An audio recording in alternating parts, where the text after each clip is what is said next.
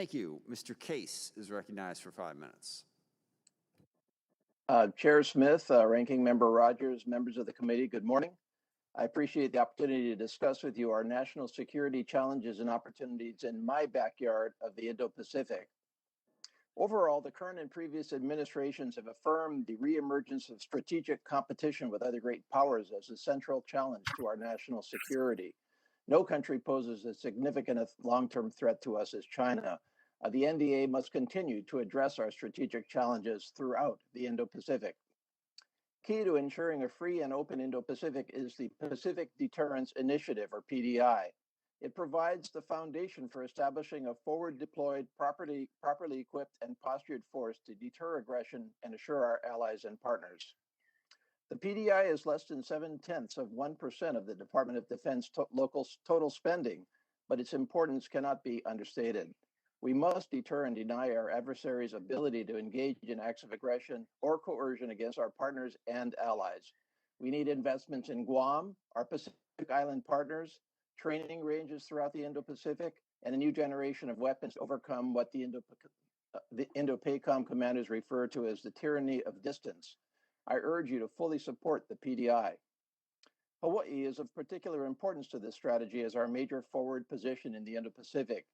It is home to U.S. Indo-PACOM, the U.S. Pacific Fleet, Pacific Air Forces, U.S. Army Pacific, Marine Corps Forces Pacific, and Special Operations Command Pacific. We also host several key operating forces and military installations. Critical to the protection and readiness of these commands and forces stationed in Hawaii are 3 important projects that I'd like to spend a little time on.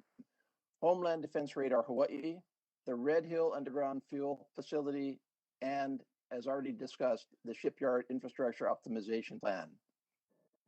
On radar, given the prominence of Hawaii's military and strategic value, Hawaii has become far more of a target to those who wish to do us harm, as they have stated publicly. The need for a fixed, persistent, and comprehensive missile defense cannot be understated. This requirement has been around for a while, hasn't gone away, and it won't. The Homeland Defense Radar Hawaii, or HDRH, is the solution.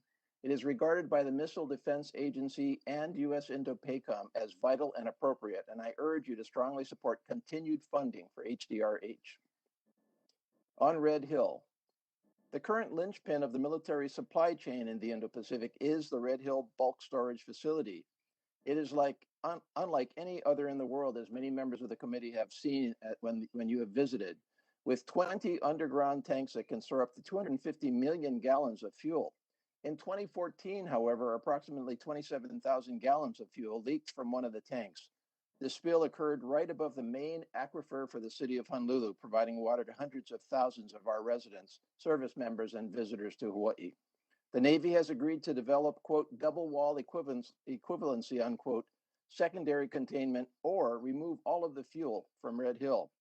As this process unfolds, Red Hill must receive the oversight and funding needed for its upkeep and operations to protect Hawaii's water supply and our forces in the Pacific.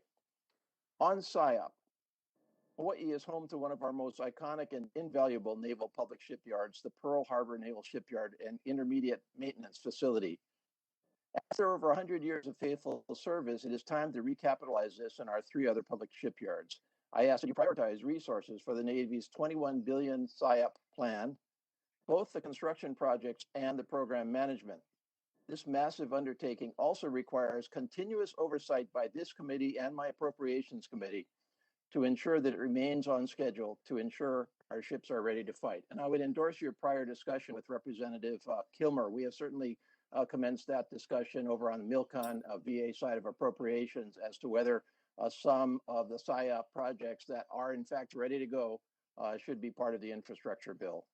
I look forward to working with the committee and its members and staff on achieving our national security goals in Hawaii and the Indo-Pacific region.